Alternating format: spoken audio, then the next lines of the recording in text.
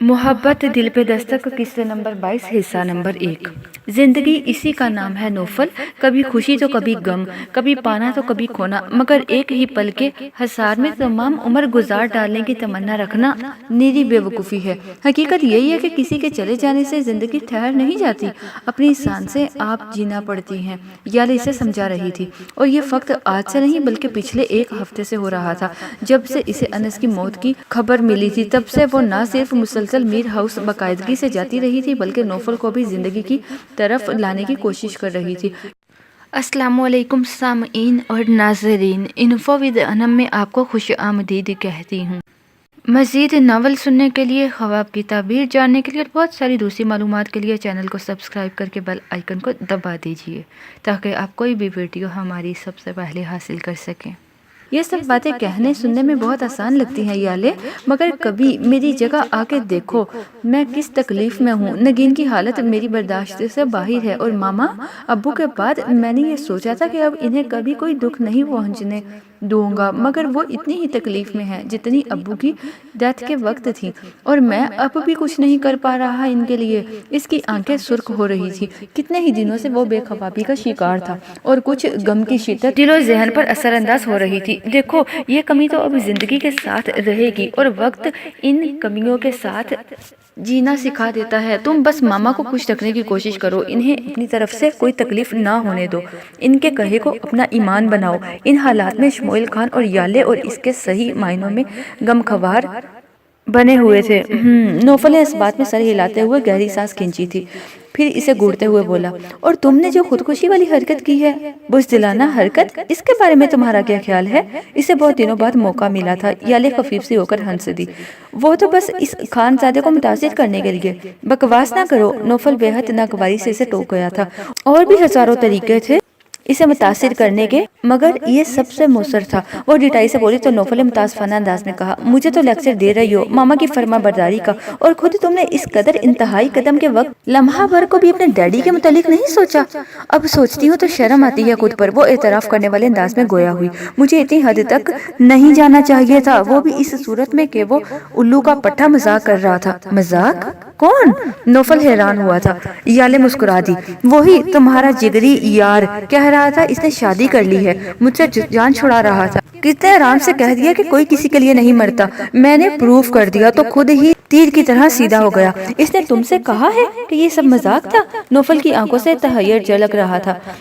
Yale ने मुस्कुराते हुए इस बात में सर हिलाया तो नौफल संजीदगी से बोला, नहीं, तुम्हें और कोई नजर क्यों नहीं आता याले? कहीं तुम अपनी तरफ इशारा तो नहीं कर रहे? वो शरारत से बोली तो नौफल ने इसे खफीफ सा देखा। अच्छा, मुझे ये बताओ कि तुम्हें सबा के अलावा और कोई क्यों नजर नहीं आता? हालांकि मैं भी, वो कहते हुए जवाबी वार पर उतर आई तो नौफल खामोशी से उसे देखने लगा। तुम्हारा तो फिर चंद दिनों का प्यार था, मैंने तो सालों शमोइल खान को सोचा है। वो इत्मीनान से जज्बे से बोली थी। लेकिन अगर वो तुमसे पीछा छुड़ा रहा था तो तुम्हें उसकी खातिर खुदकुशी करने की क्या जरूरत थी? नौफल को फिर से गुस्सा आया था। मैंने कहा ना, वो मजाक कर रहा था। तुम ही बताओ, इसने शादी की होती तो तुम्हें सबसे पहले ना बताता? याले ने मिसालहाना अंदाज में कहते हुए इसे दरमियान में घसीटा तो वो पल भर को चुप रह गया।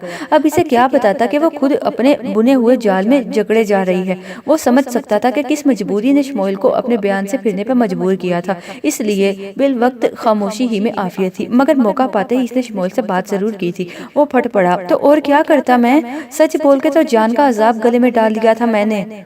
अगर इसी धोखे में खुशी है तो यूं ही सही, मगर इसका अंजाम क्या होगा?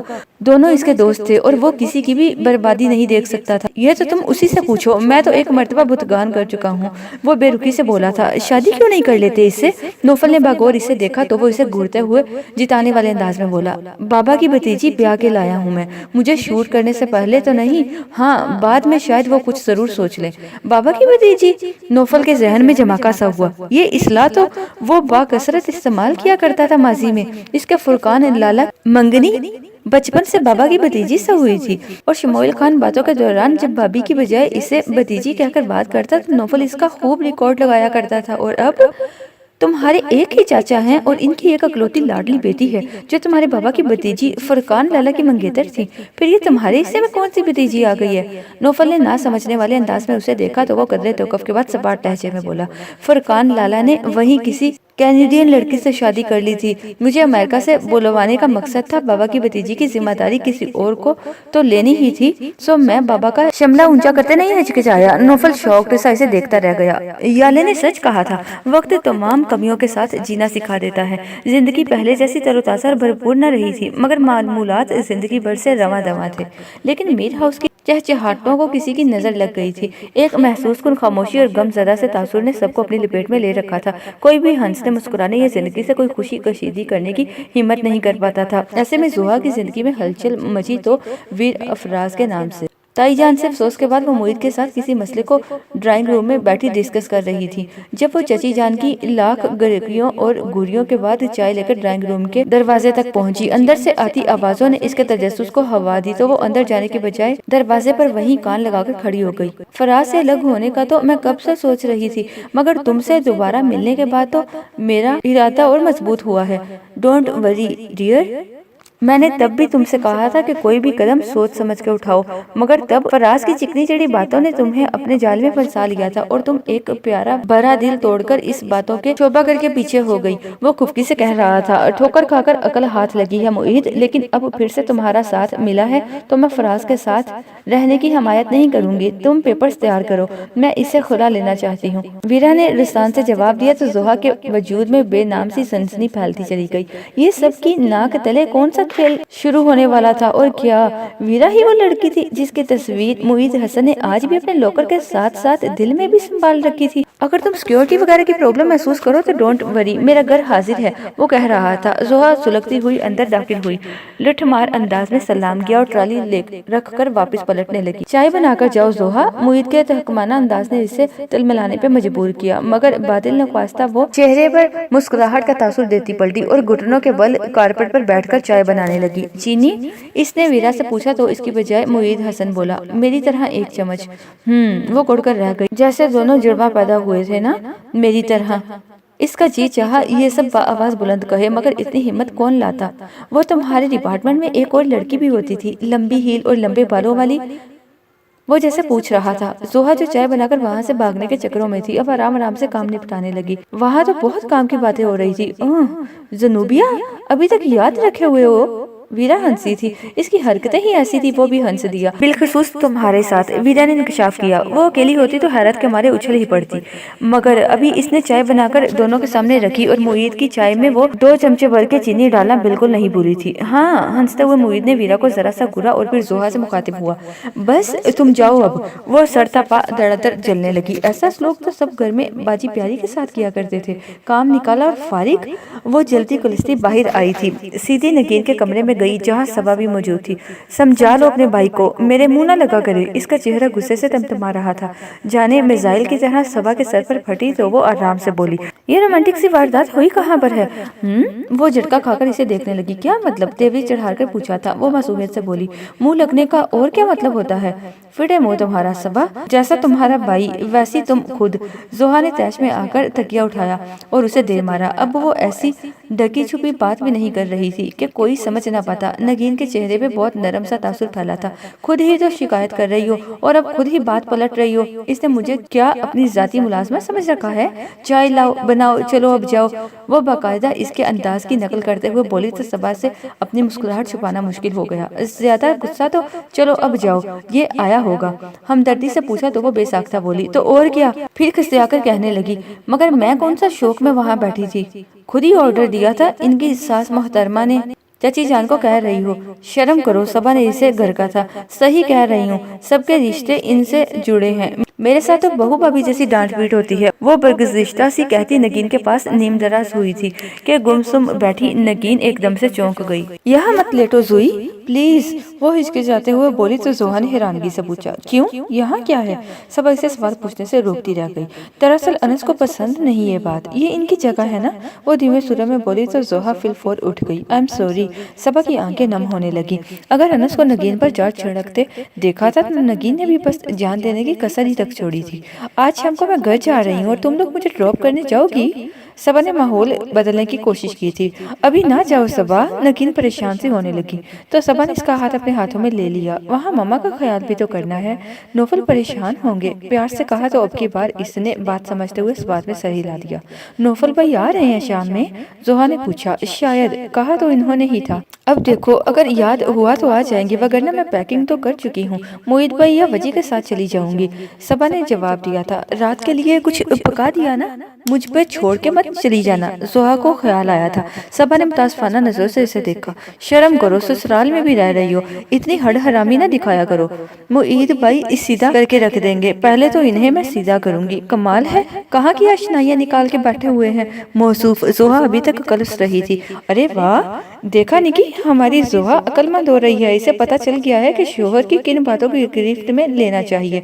सबा ने इसे छेड़ते हुए कहा था। इस सारी गुफ्तगू को एक मकसद नगीन की जहनी तवज्जो हटाना भी था, जो कि एक मुश्किल मरहला लग रहा था, मुश्किल अमर लग रहा था। खबरदार, जो तुमने ये सीगा इस्तेमाल किया मेरे लिए, जोहा कर रही थी, मगर वो कतई मुतासिर नहीं हुई। शोहर को शोहर ही कहा जाता है, बीवी नहीं।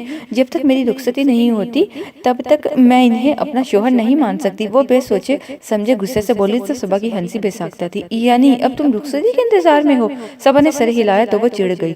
बहन होगी तुम अपने भाई की, मेरे साथ पंगे मत लो, वरना तुम्हारे मियाँ को एतराज होगा। बेरुखी से कहती वो उठ खड़ी हुई थी। अल्लाह, सबा ने बामुश्किल हंसी रोकी। अच्छा ठीक है, मैं काहे को ओखली में सर देने लगी, जाके 2 कप अच्छी सी चाय लेकर आओ। फजूल बहस से सर में दर्द कर देती हो, संजीर की तारीफ करते हुए सबा ने कहा था। और इसे ओखली का मतलब नहीं पता था, वरना वो इतनी आसानी से इसकी जान छोड़कर चाय बनाने ना चल पड़ती। मगर कॉरिडोर से निकलते ही वो अपनी धुन में मगन चलती किसी से जा टकराई थी। नाक पर लगी टुकराने की चोट शदीद थी, तभी तो आंखों में पानी भर आया। देख के नहीं चल सकते क्या? काफी ओ आ करने के बाद इसे सामने वाले की खबर लेने का ख्याल आया, जिसने इसे गिरने से बचाने के लिए शानों से थामकर सहारा भी दिया था। मैं तो चल सकता हूँ, मगर तुम शायद देखकर भी नहीं चल सकती, मोहित ने इत्मीनान से कहा। इसने तड़प कर अपने शानों पर से इसके हाथ हटाए। मुझे पता था ये आप ही होंगे। वो सुलग उठी थी। तो तुम मेरे ख्यालों में गुम चल रही थी? वो जैसे हैरान हुआ था। जोहा का जी चाहा अपना सर पीट ले। देखें, मेरे मुंह मत लगे। वो बदतमीजी पर उतरने लगी थी, बिगड़ कर बोली। मगर वो हनूज पुरसुकून था। पूरे 1.5 फुट के फासले पर खड़ा हूँ, इसे मुंह लगता तो नहीं कहते। लम्हा भर ही लगा था उसे इस जुमाइनी जुमले को समझने में, और वो ना समझी का तासुर देते हुए भी कानों तक लाल हो गई। हटे रास्ते से, गुस्से से कहा। तो अब की बार वो डपटने वाले अंदाज में बोला। मेरी चाय में कितनी चीनी डाली थी तुमने? इतनी ही जितनी वकील साहिब ने ऑर्डर की थी। वो चिढ़ गई थी इस तफ्तीश से। मैं भी 1 चमचा ही डाला करता हूँ, मगर कभी इतनी मीठी चाय नहीं बनी। वो इसे शकी नजरों से देख रहा था। जोहा को कदरे सुकून हुआ।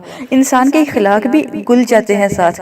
ओहो, अगर ऐसा होता तो तुम्हारी बनाई हुई चाय का रंग और मजा शायद तारकोल जैसा होता। वो इसे कह रहा था। इतने बुरे इखलाक होते तो आपसे शादी कभी ना करती, वो बबकर बोली थी। बहरहाल, आइंदा से मेरी चाय में चीनी फक्त 1 चम्मच। वो इंगश्त शहादत उठाकर बोला तो वो तनमन करती पाँव पटकती किचन में चली गई, मगर दिल था कि राख हुआ जा रहा था। ये क्या खेल खेलना शुरू कर दिया तुमने याले के साथ? नौफल की इससे बहुत दिनों के बाद मुलाकात हो रही थी। ठीक है अंदाज में बोला तो वो इत्मीनान से बोला। ठीक है अंदाज में पूछा तो वो इत्मीनान से बोला। वो ही जो वो चाहती थी। नौफल चुप रह गया, फिर कदरे तौकफ के बाद बोला। वो खेल खेलना नहीं चाहती, स्टूपिड, मोहब्बत चाहती है तुम्हारी। फक्त सरापे की नहीं बल्कि दिल की भी मांग रखती है तुमसे। मेरे इख्तियार में तो यही कुछ है, सो कर रहा हूँ। वो यूं ही मुतमीन है तो यूं ही सही। और तुम? नौफल ने चुपती नजरों से इसे देखा तो वो रंजीदगी से बोला। मेरा क्या? जिंदगी ने मेरा कभी सोचा है जो मैं इसके मुतालिक सोचूं? अब तो बड़ी बोली जैसे भी गुजर रही है अच्छी है। और पहली शादी का क्या बनेगा? नौफल कदे जिपका था। मैं सिर्फ याले को संभलने का मौका देना चाहता हूँ। बेवकूफ़ी पर उतर आई है वो, शमोइल ने जवाब दिया। ऐसे बात संभलने की बजाय और बिगड़ेगी शमोइल। अभी तक तो वो तुम्हारी बेरुखी सह रही थी, अब तवज्जो के अंदाज देखेगी तो इसके बाद किसी तलक हकीकत को सहारना इसके लिए ज्यादा मुश्किल बल्कि नामुमकिन होगा। नौफल ने इसे समझाया था। पता नहीं, मैं ना ही बेवकूफ़ हूँ, मगर जब वही पागल बनकर मुजाहरे करने पर उतर आई है तो बताओ मैं इसे क्या और कैसे समझाऊं? वो बेबस होकर बोला तो नौफल खामोश हो गया। याले की मोहब्बत की शिद्दत और इसकी जिद से तो वो भी बहुत अच्छी तरह वाकिफ था।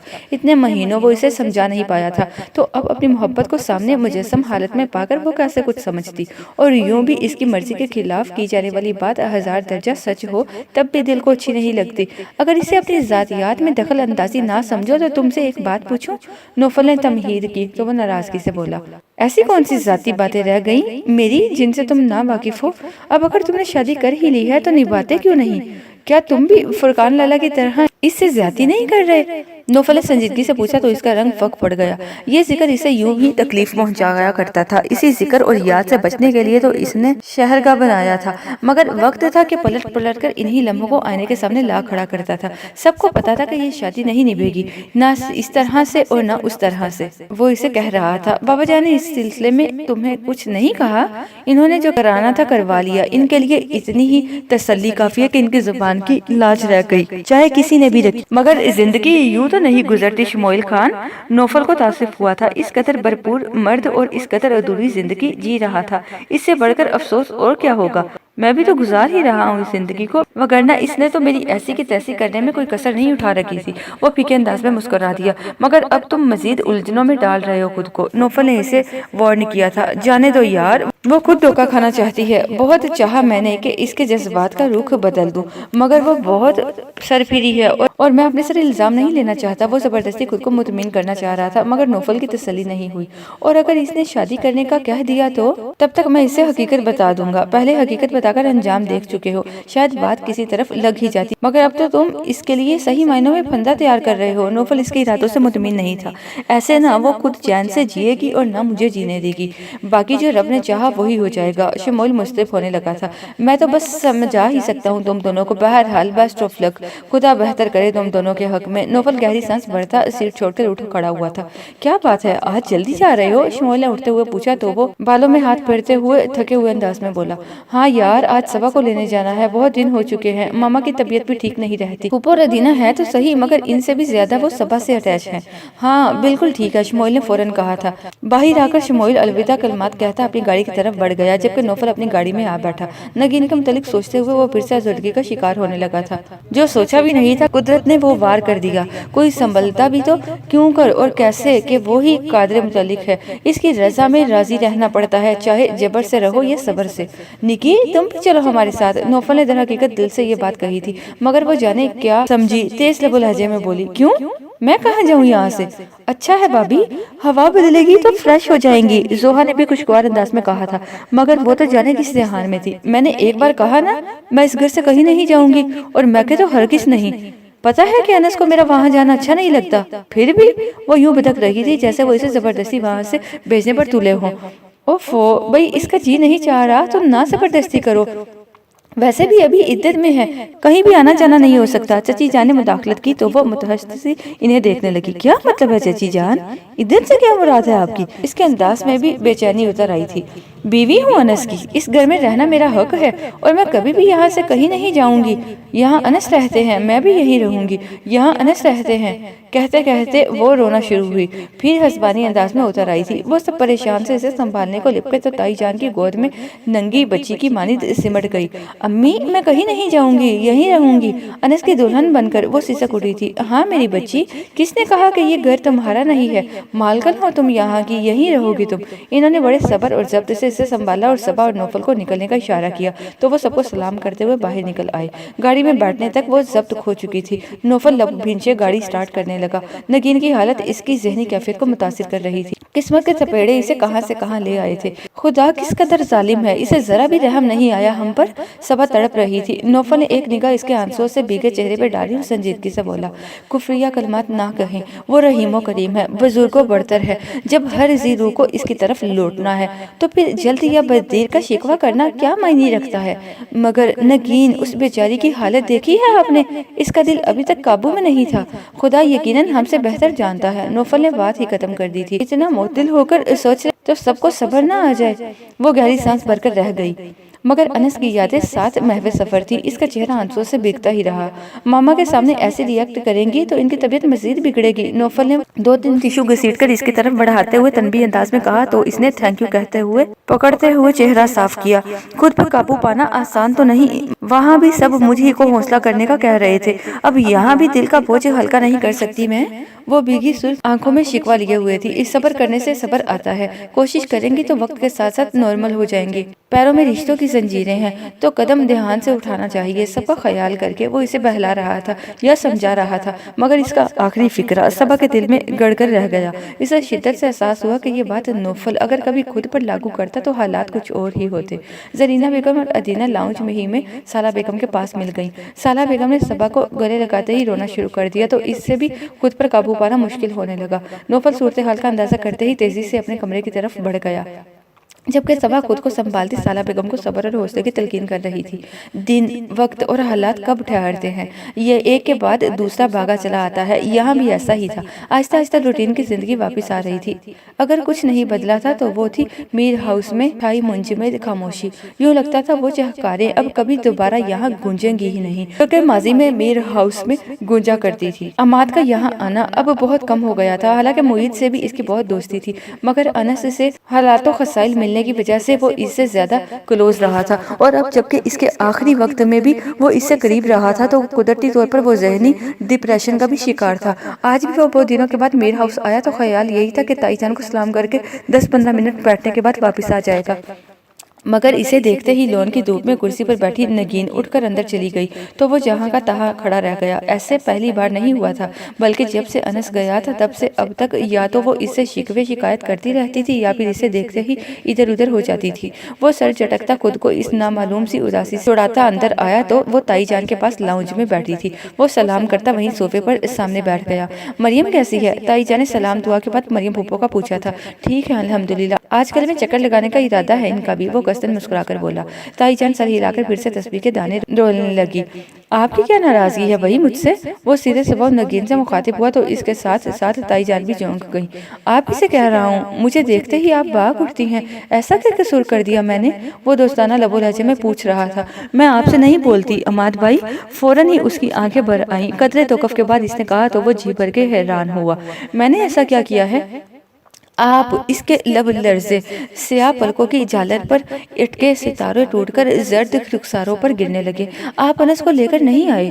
आपने प्रॉमिस किया था मुझसे इनका ख्याल रखने का, और आपके सामने ही वो, और आपने कुछ भी नहीं किया। वो शदीद जहनी तकलीफ का शिकार हुआ। एक ही ख्याल तो नश्तर की तरह इसके दिल को कुचोरता रहता था कि इसकी आंखों के सामने इसका अजीज जान भाइयों जैसा दोस्त जान से हाथ धो बैठा और वो बुत बना खड़ा देखता ही रह गया। इसके लिए कुछ भी नहीं कर पाया। ये तो मशीयत इलाही है बेटी, अमाद का क्या कसूर? जब खुदा कुछ ना करे तो बंदा वहाँ क्या कर सकता है? ताईजा ने सूरत हाल बांपते हुए नरमी से नगीन को समझाया था, जबकि अमाद सर झुकाए दोनों हाथों की उंगलियां बाहम पेवस्त किए जब्त की हद पर था। मगर इन्होंने प्रॉमिस किया था अनस को वापस लाने का और इनका ख्याल रखने का। वो हटेले और नाराज लहजे में कह रही थी, मैं इन्हें कभी भी माफ नहीं करूंगी। उस वक्त ये इनके साथ थे, जरा सा भी ख्याल नहीं रख पाए इनका। बस ये अमाद के जब्त की आखिरी हद थी। वो तेजी से उठा और वहां से निकलता चला गया। ताईजान उसे आवाजें ही देती रह गई। जाने दे अम्मी, इन्हें अपनी गलती का एहसास है। नगीन ने दुपट्टे से चेहरा खुश्क करते हुए कहा तो वो नम आंखों से इसे देखते हुए बोली, इस बेचारे की क्या गलती हुई है? बच्चे, खुदा ने जिसके नसीब में जैसी मौत लिख दी वैसे ही आनी है। अब अनसी को देखो, मौत बुलाकर 7 समुंदर पार ले गई। कोई क्या कर सकता है भला? रुकने को तो वो भी रुक सकता था, मगर किस्मत, इन्होंने कहते हुए गहरी सांस भरी थी तो एक ट्रांस की सी कैफियत में वो वहां से उठ गई। लगता है तुम्हें दुख और जुदाई की आंच लगाना ही पड़ेगी, आखिरी बातचीत में वो कह रहा था। और मैं नादान समझ ही नहीं पाई कि जुदाई तो दबे पांव हमारे बीच कदम रख चुकी है। दुख की आंच धीरे धीरे हमारी तरफ बढ़ रही है। वो चलते चलते अपने कमरे में आ गई थी और यहाँ अनस की खुशबू है। उसने एक गहरी सांस अंदर खींची। मामूल के मुताबिक आज भी इसने अनस के पसंदीदा परफ्यूम का कमरे में छिड़काव किया था। इस खुशबू को सांसों में उतारूं तो आप इतने करीब लगते हैं अनस, मगर आपको छूना चाहूं तो तड़प कर रह जाती हूं। मर जाने की हद तक बेबसी महसूस होती है, क्योंकि मुझसे इतनी मोहब्बत अगर छोड़ ही जाना था तो। इसकी आंखों से सेल रवा हो गया। इसकी वारफंगियां, इसकी बेताबियां, इसकी मोहब्बत, इसका इश्क की हद तक चाहना। तुम्हें इस जिंदगी में तो मेरी मोहब्बत का यकीन आ ही नहीं सकता, वो चिढ़कर इससे कहा करता था। आप आए अनस और मेरी हालत देखें तो जानने के बगैर ख्वाहिश के जीना क्या ہوتا ہے، مجھے نہ بھیجے وہاں، دیکھ لینا سب پچھتائیں گے، انس نے جانے سے پہلے کہا تھا۔ جانے کیا خدشات تھے آپ کو انس؟ ایک بار، فقط ایک بار کھل کر مجھ سے کہا ہوتا تو میں جان دے کر بھی آپ کو روک لیتی، اور اب میں کیا کروں گی انس؟ میں نے خود کو کبھی آپ کے بغیر تو سوچا ہی نہیں۔ ابھی سے میری حالت میلے میں کھوئی ہوئی بچے جیسی ہو چکی ہے، یوں لگتا ہے جیسے مجھے قدم اٹھانا بھی نہیں آتا، اور تا عمر آپ کے بغیر رہنا، میں مر جاؤں گی انس، میرے ساتھ ایسے مت کریں، آپ تو واقف سے میرے حوصلوں سے، میری محبت سے، یار کبھی تو اپنی محبت کا خود ساختہ اظہار کیا کرو، تمام بوجھ مجھ غریب پہ ہی ڈال رکھا ہے۔ وارڈروب کھول کر وہ انس کے کپڑوں پر ہاتھ پھیرنے لگی جن میں اس کے وجود کی خوشبو مقید تھی، اس کے آنسو بہنے لگے۔ اب میں کیا کروں گی انس؟ آپ کے بغیر جینا تو قیامت ہے، اور یہ مجھے پہلے قدم پر ہی پتہ چل گیا ہے۔ وہ تڑپ رہی تھی، ماہی بے آپ کی مانند، مگر اس کی ذرا سی تکلیف پر جان وارنے والا تو بہت دیر ہوئی، جان ہار چکا تھا، سو وہ اس کی ایک ایک چیز سے اس کی یادیں کشید کرتی خود کو ہلکان کرتی رہی۔ آگے کیا ہوا جاننے کے لیے دیکھتے رہیے محبت دل پہ دستک قسط نمبر 22 حصہ نمبر 2۔